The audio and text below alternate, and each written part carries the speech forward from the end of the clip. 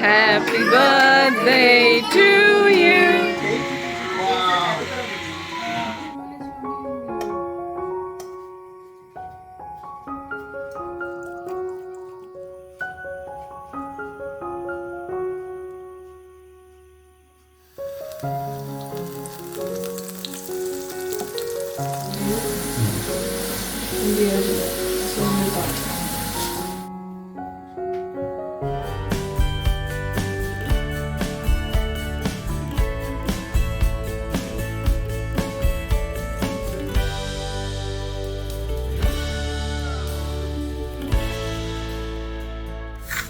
Hi everyone, Namaskar, Salam, Sat Shri Akal. Welcome back to Deep's All-in-One channel. I hope you all are doing really well. और इस तरीके से vlog की शुरुआत हो रही है तो आपको पता लग ही गया होगा कि हम कहीं बाहर जा रहे हैं। यूजुअली जिस दिन हम बाहर जाते हैं और मैं अगर व्लॉग कर रही हूँ तो इसी पॉइंट से शुरुआत होती है जब बच्चे गाड़ी में बैठ चुके होते हैं, विकास निकल चुके होते हैं और बस मैं घर के लॉक्स वगैरह सब कुछ चेक कर रही होती हूँ। तो मैं ही होती हूँ जो घर से सबसे बाद में निकलती हूँ सारी चीजें चेक करके। और मैंने बहुत ही सुंदर सा ये सूट पहना है, देखती हूँ अगर, वैसे तो टाइम है नहीं, ऑलरेडी हम लोग 5 मिनट लेट हैं, बट इट्स ओके, कोई बात नहीं। बाहर चल के आपको दिखाती हूँ अपना ये सूट। और ये मैंने यहीं से लिया था, एक ना लंदन बेस्ड शॉप बोल दूं या फिर होम ग्रोन बिजनेस बोल दूं, वहां से। सुबह सरतुला था, अभी भी थोड़ा थोड़ा गीला ही है। तो यस, दुपट्टा मैंने अभी नहीं लिया है, वो पहुंच के ले लूंगी। और कहाँ जा रहे हैं हम लोग? जा रहे हैं यॉर्क, सोनाली के यहाँ। शनाया का बर्थडे है, 3rd बर्थडे। तो चलो विकास, हाँ चलो, वो बाहर वेट ही कर रहा है। अभी दिखाती हूँ, चलो मैं आपको अपना आउटफिट।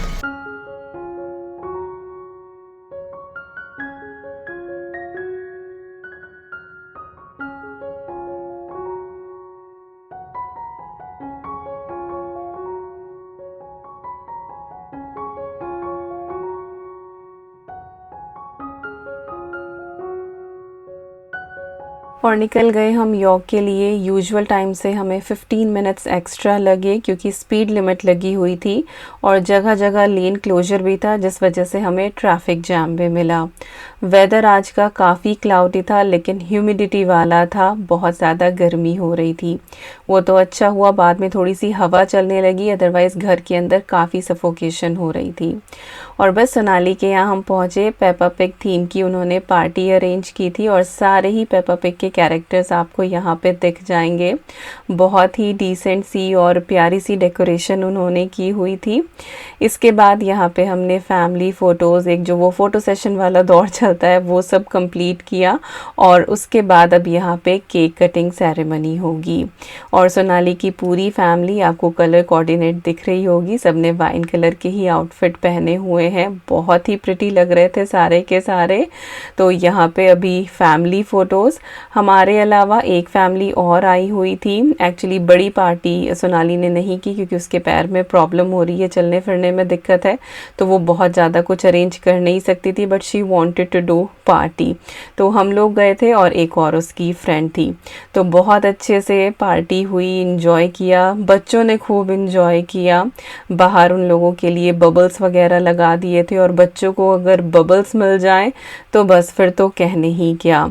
और ईवी और Shanaya they are kind of best friends, लेकिन चीज़ें शेयर नहीं करनी है, बट बच्चे अभी धीरे धीरे सीख ही रहे हैं।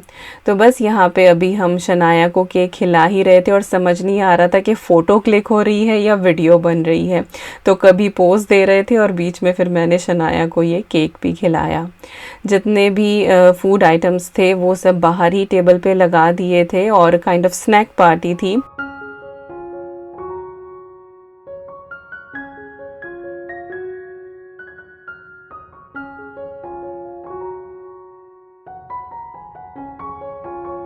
सोनाली इंसिस्ट करने लगी तो फिर हम लोग रुक गए थे वहाँ पे। और रात को हमने कढ़ी चावल बनाए थे और सुबह को नाश्ते में आलू पूरी। और ये सुबह का ही एक सीन है जो आपको फ़िलहाल दिखाई दे रहा है।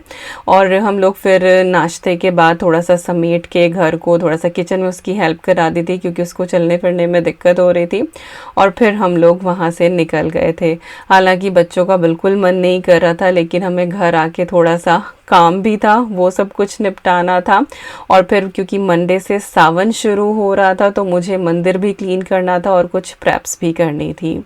तो खैर हम लोग घर पहुँचे, आके फिर हमने शावर लिया। हमने शावर भी नहीं लिया था, ऐसे ही बस हमने खा पी लिया था क्योंकि सुबह उठे और अपना बातचीत में लगे हुए थे। रात को भी हमें काफ़ी लेट हो गया था, हम 1 बजे तक बात कर रहे थे, मैं, सोनाली और विकास।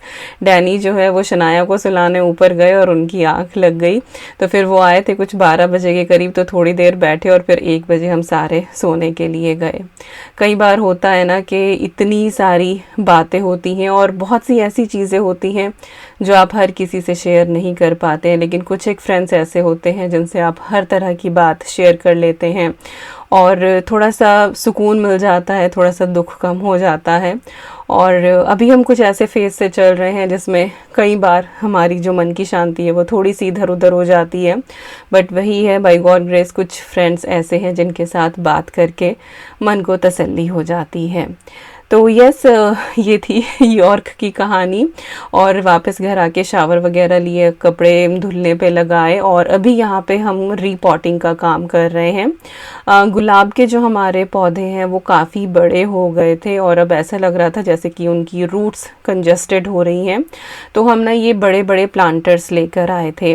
वैसे तो हमें ये था कि हम इनको ज़मीन में लगाएंगे, तो जो हमारा फ्रंट गार्डन है हमने वहाँ पे खुदाई भी करी, लेकिन जो हमसे पहले रहते थे आई थिंक उन्होंने कुछ कंस्ट्रक्शन जो कुछ भी कराया है उसमें जो मिट्टी है ना उसमें बहुत सारे पत्थर हैं, तो वो प्रॉपर सॉइल नहीं मिल पाएगी। तो या तो हम प्रॉपरली ही डिगिंग कर आए, हमसे खुद से तो वो हो नहीं पाएगी। तो बाहर मैंने सोचा था कि गुलाब के ये पौधे हम जितने भी हैं वो सारे बाहर लगा देंगे क्योंकि सीज़न पे बहुत अच्छे आते हैं, बार बार हमें लगाने की ज़रूरत नहीं पड़ेगी, तो एटलीस्ट फ्रंट गार्डन के जो पौधे हैं वो सॉर्टेड रहेंगे। बट ऐसा हो नहीं पाया उन पत्थरों की वजह से। अगर डिगिंग हम कराएंगे तो फिर वही बजट भी देखना है, सारी ही चीज़ें देखी जाएंगी। तो देखते हैं कि क्या होगा, किस तरीके से हम आगे के गार्डन को कराते हैं। हालांकि वहाँ की जो ग्रास है वो भी थोड़ी सी वाइल्ड ही है, इतनी अच्छी लॉन वहाँ पे नहीं लगी हुई है। तो जब मौका लगेगा, बजट बनेगा तो वो काम हमें कराना ही है। तो बहरहाल हमें जो ये पौधे थे गुलाब के ये प्लांटर्स में ही लगाने पड़े। बड़े प्लांटर्स हम ले आए थे दोबारा से सॉइल करके और हमने उनको प्लांट कर दिया। और यहाँ पे आप अपनी प्यारी ईवी मैडम को देख ही लीजिए कि वो कितना काम कर रही है। उसको वाटरिंग कैन में पानी मिल गया तो सारे पौधों को जो है उसने पानी दिया है, हालांकि ऑलरेडी हम लोगों ने आके पानी दे दिया था।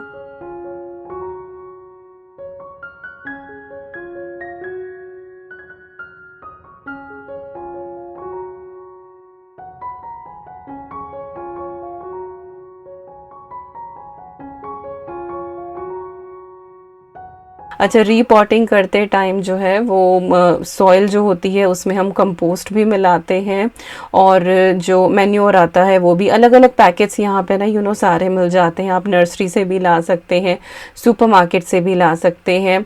तो हम मॉरिसन से अधिकतर बाय करते हैं और कभी कभी हम B&Q से भी ले आते हैं क्योंकि वहाँ पे ऑफ़र चलते रहते हैं। अगर बिना ऑफ़र के B&Q से आप लाते हैं तो ऑब्वियसली वहाँ पे एक्सपेंसिव होती हैं चीज़ें, बट ये है कि अच्छी मिल जाती हैं।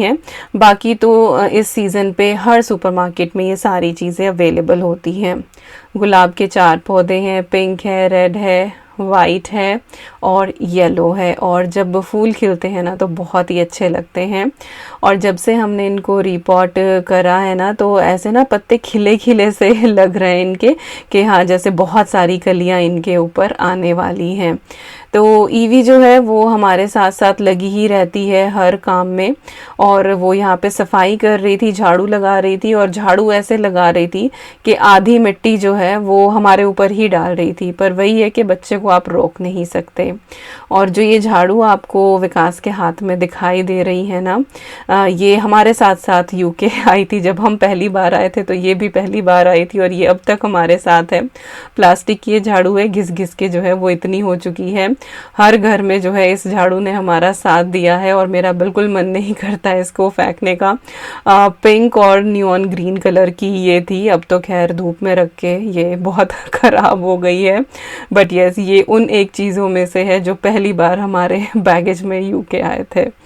तो यस, जो रिपोर्टिंग का काम था वो डन हुआ। इसके बाद का जो काम था वो होज़ चेंज करने का था। हमने ये काफ़ी महंगा लिया था, B&Q से ही लिया था। 2 साल इस होज़ ने हमें अच्छे से सर्व भी किया है। होज़ अभी भी ये ठीक है, बट जो इसका व्हील था जिसके ऊपर इस होज़ को हम लपेट के रखते थे वो टूट गया। एक तो तूफ़ान बहुत आता है यहाँ पे, और फिर जो ये पाइप है ना होज़, ये बहुत हैवी है। तो पता नहीं कैसे जो भी हुआ वो व्हील टूट गया था, और इसको अब हम यूज़ नहीं कर पा रहे थे, और ना ये बस नीचे ऐसे ही पड़ा रहता था। और मुझे ये बिल्कुल भी पसंद नहीं आता है कि चीज़ें इस तरह से पड़ी रहें, चीज़ें जो हैं वो अपनी जगह पे रहें। तो अभी इस पाइप को हम फेंकने वाले तो हैं नहीं, इसको हम रख देंगे। फ्रंट की तरफ भी हम एक और फिटिंग जो है ना वो इसका टैप का करवाने का सोच रहे हैं, तो ये वहाँ पे काम आ जाएगा, बट स्टोरेज बॉक्स में इसको हम रख देंगे। तो बहुत सारी चीज़ें चल रही हैं, ये करना है वो करना है, बट एक साथ कुछ भी नहीं हो पाएगा, स्टेप बाय स्टेप ही सारी चीज़ें चलेंगी। तो ये छोटा सा एक और हम होज़ लेकर आए थे, आई थिंक होम बार्गेन से हम लाए थे, बहुत ही सस्ता सा था ये। और इसको जो है पहले हमने इस तरह से हैंग करके देखा, लेकिन जब हम पाइप उतार के पानी देने लगे तो फिर वो व्हील जो है वो गिरने लगा, क्योंकि उसको भी प्रॉपर फिक्सचर चाहिए। तो फिर विकास बोले कि बस वो व्हील उतार देता हूँ और इस पाइप को इस तरीके से लपेट देता हूँ, क्योंकि ये ऐसे लपेटा जाएगा, जो पहले वाला था वो इस तरीके से लपेटा नहीं जा रहा था, क्योंकि वो बहुत हैवी था और वो इस तरीके से बेंड नहीं हो रहा था। ये वाला आसानी से बेंड हो रहा है।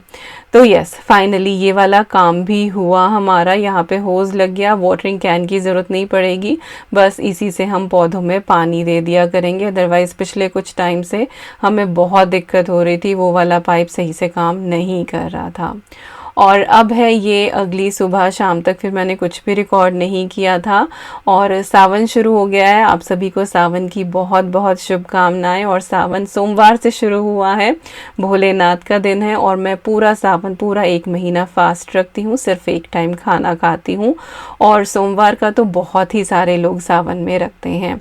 और एक ये है हमारे कबूतर जी, पता नहीं कबूतर है कबूतरी है भगवान जाने, पर ये हर सुबह आके जो है वो हाजिरी लगाते हैं, आराम से ठंडे ठंडे पानी में बैठते हैं, पीते हैं। कभी कभी ये फैमिली के साथ भी आते हैं, बट एवरीडे आते हैं, तो सोचा कि चलो आज आप लोगों को भी मैं मिलवा ही देती हूँ इनसे। और आज मैंने कंटिन्यूअस कितनी बातें कर ली ना, बट चलो कोई नहीं, होता है कभी कभी ऐसा। वैसे भी कमेंट तो मुझे फिर भी आता ही है, भले ही मैं रोक रोक के बातें करूं या ना करूं कि दीपिका तुम बहुत बोलती हो, तो चलो कोई बात नहीं, यस आई एक्सेप्ट कि मैं बहुत बोलती हूँ। तो फिलहाल जो आप क्लिप देख रहे हैं ये है शाम की, और अभी मुझे भोलेनाथ के लिए भोग बनाना था। तो सोमवार पहला सोमवार है, तो उस दिन मैं पक्का खाना बनाती हूँ। इसके बाद के जो सोमवार चलते हैं उनमें फिर मैं पक्का नहीं बनाती हूँ, बट फिर भी सावन में जो होता है वो 3-4 बार पक्का खाना बन ही जाता है। जैसे कि पहले सोमवार को हो गया, इसके बाद सावन वाली जो शिवरात्रि है उसको बनता है, फिर तीज को बनता है, और फिर रक्षाबंधन को बनता है। तो 4 तो ये हो ही जाते हैं पक्के खाने वाली चीज़ें। तो आज जो है दिन में मैंने ब्रेड भी बेक करी थी, आपको साइड में दिख ही रही होगी। और भोग में मैं बनाने वाली हूँ केले के कोफ्ते, जो कच्चा केला होता है, तो उसको मैंने यहाँ पे बॉईल होने के लिए रख दिया है। उसको मैंने कट करके विदाउट पील, लाइक विद पील, उसको मैंने रख दिया है प्रेशर कुकर में। 2 से 3 सीटी में वो सॉफ्ट हो जाता है। दूसरी तरफ कढ़ाई में मैं तैयारी कर रही हूँ सूजी के हलवे की। पहले सोच रही थी खीर बनाऊँ, बट बच्चे जो हैं वो हलवा ज़्यादा अच्छे से खा लेते हैं शौक़ से, फिर मुझे लगा कि चलो सूजी का ही बना लेती हूँ। और आज मैं वर्किंग भी थी, इसी वजह से सुबह से मैं रिकॉर्ड नहीं कर पाई, काफ़ी बिज़ी रहा। इवन दो इंस्टाग्राम पे मैं एक फ़ोटो भी नहीं डाल पाई कि आप लोगों को मैं विश ही कर दूँ सावन के पहले सोमवार के लिए। तो रियली वेरी सॉरी, बट ये है कि वीडियो आ रही है तो आप सब तक मेरी शुभकामनाएं पहुंच ही जाएंगी। और ये देखिए ब्रेड कितनी अच्छी बेक हुई है। इट्स बीन 3 वीक्स हमने बाहर की ब्रेड नहीं ली है। मैं एवरी वीक घर पे ही बना रही हूँ। किसी किसी हफ्ते में 2 बार बनती है, किसी किसी हफ्ते में 1 बार।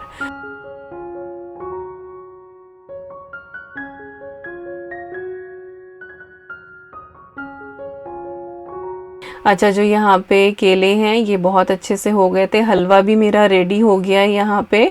और हलवे की वीडियो मैंने रिकॉर्ड नहीं करी क्योंकि बहुत बार मैं आपके साथ ये शेयर कर चुकी हूँ, but in case you are interested मैं लिंक डाल दूँगी डिस्क्रिप्शन बॉक्स में, आप चेक कर लेना। तो केले जो हैं उनकी पील उतार के और उसको मैं एक मिक्सिंग बोल में डाल रही हूँ, और उसके बाद फिर हम इसको मैश करेंगे और फिर इसमें बाकी के इंग्रेडिएंट्स यहाँ पे हम ऐड करके बहुत ही टेस्टी से हम कोफ्ते तैयार करेंगे।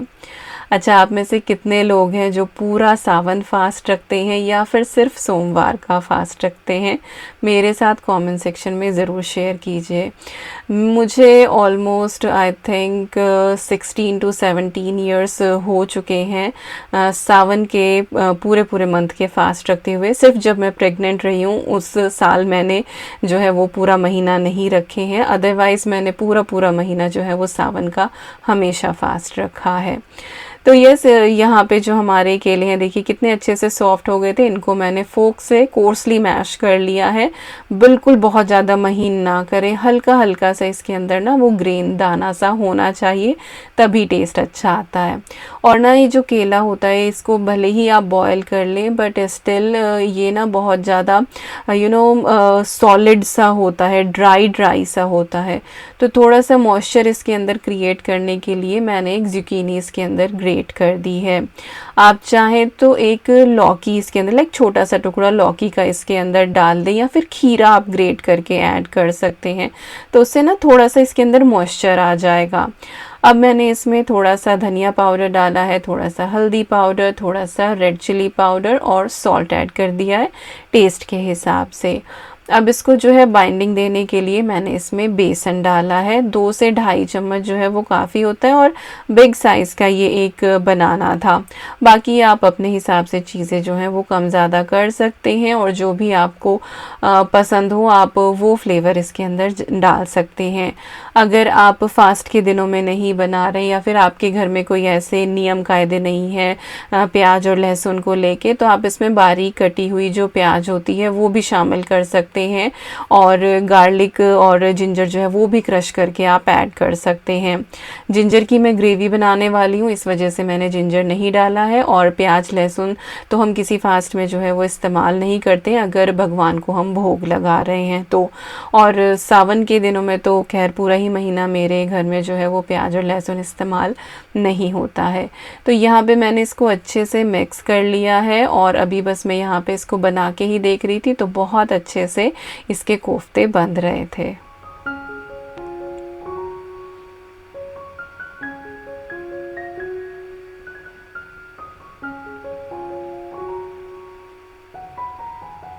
और इधर की तरफ मैंने ऑयल चढ़ा दिया था जो अच्छे से गरम हो गया था, और अब मैं कोफ्ते बना बना के इसके अंदर ऐड कर रही हूँ। बेहतर तो यही है कि आप पहले सारे के सारे कोफ्ते जो हैं वो मोल्ड कर लें और उसके बाद एक साथ फ्राइंग पे लगाएं, क्योंकि जिस तरीके से मैं बना रही हूँ, जब तक मैंने लास्ट कोफ्ते को कढ़ाई के अंदर डाला, पहले वाले जो 3-4 कोफ्ते थे वो अच्छे से ब्राउन हो चुके थे। तो पहले से बना के एक साथ आप डालें, बट अगर एक एक करके आप डालते हैं ना तो जो ऑयल का टेम्परेचर है वो ड्रॉप नहीं होता है। बट हाँ, आपको ध्यान रखना पड़ता है, जो आपने पहले डाले हैं उनको फिर आप पहले ही निकाल लें। तो जैसे भी आपकी सहूलत हो, मैं बस यही है कि एक साथ ही काम ये करे जा रही थी। तो कोफ्ते जो हैं वो फ्राई हो रहे हैं, तब तक हम यहाँ पे ग्रेवी का मसाला रेडी करते हैं। तो मैंने यहाँ पे जिंजर लिया है 1 इंच के करीब, अच्छे से वॉश कर लिया था, और उसको मैंने स्किन के साथ ही ऐड करा है। एक मैंने हरी मिर्च ली है, थोड़ा सा मैंने इसके अंदर सौंफ डाला है, इसके बाद धनिया पाउडर, हल्दी पाउडर और रेड चिली पाउडर। सौंफ जो है वो आप ज़रूर डालें, उससे बहुत अच्छा इसके अंदर फ्लेवर आता है। तो ये मसाले मैंने डाल दिए। इसके बाद थोड़ा सा मैं इसके अंदर पानी ऐड कर रही हूँ, कुछ 1/4 कप के करीब, जिससे जो ये अदरक है और हरी मिर्ची है ये अच्छे से पिस जाए। इसके बाद 3 मैंने हरी इलायची डाली है, 2 मैंने लौंग डाली है, 3-4 मैंने इसमें काली मिर्च डाली है। तो ये खड़े मसाले जाएंगे, और बस इन सारी चीज़ों को अब हम एक बार अच्छे से पीस लेंगे और बहुत ही स्मूथ सा इसका हम पेस्ट तैयार करेंगे। इस तरीके से जब आप ग्रेवी बनाते हैं ना, तो आपको कहीं से कहीं तक महसूस नहीं होगा कि आपने इसमें प्याज नहीं डाली है या लहसुन नहीं डाला है। बहुत ही फ्लेवरफुल ये एक ग्रेवी तैयार होती है और इसकी रिचनेस जो है ना, वो आप अपने हिसाब से कर सकते हैं। लाइक अगर आप शाही पनीर में इस चीज़ को ऐड कर रहे हैं तो आप कैश्यू की ग्रेवी भी इसके अंदर डाल सकते हैं। लाइक कैश्यू आप ऐड कर ले या फिर क्रीम डाल लें या फिर दही डालें, तो डिफरेंट डिफरेंट तरीके से आप इसको मॉडिफाई कर सकते हैं। ये एक बेसिक सी बिल्कुल बेस ग्रेवी है जो आपकी किसी भी सब्जी को बहुत ही अच्छा और टेस्टी बनाएगी। तो बस मसाला मेरा रेडी हो गया था और इधर जो हमारे कोफ्ते हैं वो भी सारे के सारे फ्राई हो गए हैं। इनको मैंने निकाल लिया है। अच्छा, कास्ट आयरन की कढ़ाई में जो है वो फ्राइंग बहुत अच्छी होती है और साथ ही धुआं नहीं होता है। तो मैं अगर दरवाज़ा ना भी खोलूँ ना किचन वाला, तो भी ऐसा नहीं लगता है कि हाँ बहुत स्मोकी हो रहा है। तो I really like this one और अब मैं इसी में ही फ्राइंग करती हूँ। तो चलिए अब कोफ्ता करी बनानी शुरू करते हैं। तो यहाँ पे मैंने अपनी ग्रेनाइट वॉक ली है। ये भी काफ़ी थिक है और इसमें जो है वो भुनाई बहुत अच्छी होती है और ग्रेवीज़ बहुत अच्छी बनती है। मेरी ये फेवरेट कढ़ाई है। तो थोड़ा सा ऑयल मैंने डाला है, आप चाहे तो घी भी ले सकते हैं। इसके बाद जो हमने पेस्ट बनाया था वो हम इसके अंदर ऐड कर देंगे और इसको कोई बहुत देर तक भूनने की ज़रूरत नहीं होती है। 1-1.5 मिनट में ये अच्छे से भुन जाता है, बिकॉज़ बेसिकली इसमें सूखे मसाले और खड़े मसाले ही हैं और अदरक हरी मिर्ची को भुनने में टाइम ही कितना लगता है, प्याज और लहसुन को बहुत टाइम लगता है, ये बहुत जल्दी हो जाता है। इसके बाद थोड़ा सा पानी मैंने ब्लेंडर जार में डाल के इसी मसाले के अंदर ऐड कर दिया था और ये देखिए यहाँ पे जो ऑयल है वो बिल्कुल ही सेपरेट हो गया और बहुत ही अच्छा हमारा ये भुना मसाला रेडी हुआ है। इसके बाद मैंने 3 बिग साइज़ के टमाटर लिए थे और उनको मैंने प्योरे करके इसके अंदर ऐड कर दिया है। हरी मिर्च और अदरक पहले ही हम डाल चुके हैं, तो ये सिर्फ टमाटर की प्योरे है। और यहाँ पे अब मैं इसके अंदर सॉल्ट शामिल कर दूँगी टेस्ट के हिसाब से। इस तरह से सॉल्ट ऐड करने से जो टमाटर हैं वो जल्दी ही गल जाते हैं और हमारा ग्रेवी का जो मसाला है वो जल्दी ही भुन के तैयार हो जाता है। तो बस अब यहाँ पे इसको मैं आधा कवर कर दूँगी क्योंकि ये छिटकता बहुत ज़्यादा है। जब तक मसाला भुन रहा है, यहाँ पे जो मेरी ब्रेड थी ये भी अच्छे से ठंडी हो गई है, मॉइस्चर इसका निकल गया है। अब मैं इसको एयर टाइट कंटेनर में सेव कर दूँगी। किसी ने पूछा था कि जब ब्रेड बनाते हो तो इसको कहाँ रखते हो, फ्रिज में रखते हो कहाँ? तो आप ब्रेड चाहे घर पे बना रहे हैं चाहे आप बाहर से ला रहे हैं, उसको आपको रूम टेम्परेचर पर ही सेव करना है, उसको फ्रिज में रखने की बिल्कुल भी ज़रूरत नहीं है।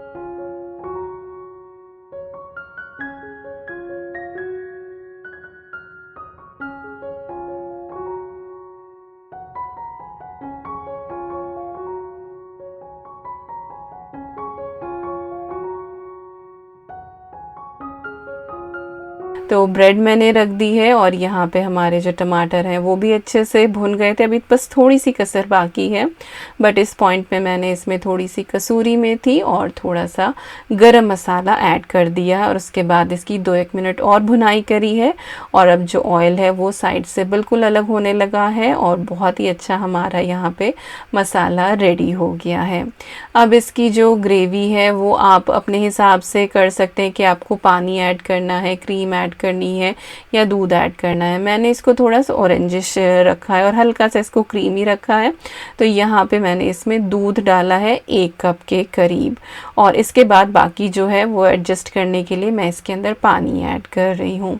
और पानी जो है वो थोड़ा सा आप ज़्यादा ही डालें क्योंकि जो कोफ्ते होते हैं ना वो बहुत ज़्यादा ग्रेवी को एब्जॉर्ब कर लेते हैं। और ये वाले जो कोफ्ते हैं ना हमें डाल के थोड़ी देर और इसको पकाना है, तभी वो थोड़े से सॉफ्ट होते हैं। क्योंकि मैंने बताया ना कि केला थोड़ा वो हार्ड सा ही रहता है, ड्राई ड्राई सा रहता है। नॉर्मली मलाई कोफ्ता या फिर आप जो है बनाते हैं लौकी का कोफ्ता, तो वो तो ये है कि सर्व करने से पहले ही आप डालें या फिर बस डाल के एक उबाला लगाएं और बंद कर दें। लेकिन ये वाले कोफ्ते डाल के आपको एटलीस्ट 3-4 मिनट इसको अच्छे से पकाना है, तभी ये कोफ्ते जो हैं वो सॉफ्ट होंगे और अंदर तक इनके फ्लेवर जाएगा। और इधर जो है वो मैंने आटा भी रेडी कर दिया था पूरियों का, अजवाइन और नमक डाल के। और पूरियाँ जो हैं वो मैंने सारी बेल के रख ली थी, क्योंकि विकास काफ़ी बिज़ी थे तो मुझे था नहीं कि वो आके जो है वो मेरे साथ पूरी बनवा पाएंगे। But finally he is here in the kitchen. और बाकी पूरी जो है वो उन्होंने काफ़ी फ्राई करी थी। फिर मैं ये कि मंदिर की थाली लगानी, भोग लगाना, बच्चों को परोस के देना, मैं वो काम कर रही थी, क्योंकि पूरियाँ सारी बेली हुई रखी ही थी तो उन्होंने फिर सारी वो फ्राई कर दी थी। तो yes, he is always helping hand. जब भी पॉसिबल होता है वो किचन में आके हेल्प कर देते हैं। इवन दो मैं कुछ भी कर रही हूँ, ही इज़ ऑलवेज़ देयर। वो आके जो है वो इस घर की ज़िम्मेदारी में बराबर जो है वो साझेदारी दिखाते हैं, and I really appreciate that. और यहाँ पे ये देखिए हमारी ग्रेवी हो गई है बिल्कुल तैयार, और साइड से आपको ऑयल भी दिख रहा होगा। और बहुत ही फ्लेवरफुल, बहुत ही टेस्टी ये कोफ्ते तैयार होते हैं। आप लोग ट्राई ज़रूर कीजिएगा। तो सारी ही चीज़ें यहाँ पे बन के रेडी हैं। और ये है मेरी मंदिर की भोग थाली, जिसमें है सूजी का हलवा। इसमें मैंने केसर और इलायची डाला था, ड्राई फ्रूट कुछ भी नहीं डाला था क्योंकि बच्चे नहीं खाते हैं। बूंदी का रायता बनाया था, साथ ही हमारी है ये केले की कोफ्ता करी और अजवाइन वाली पूरियाँ।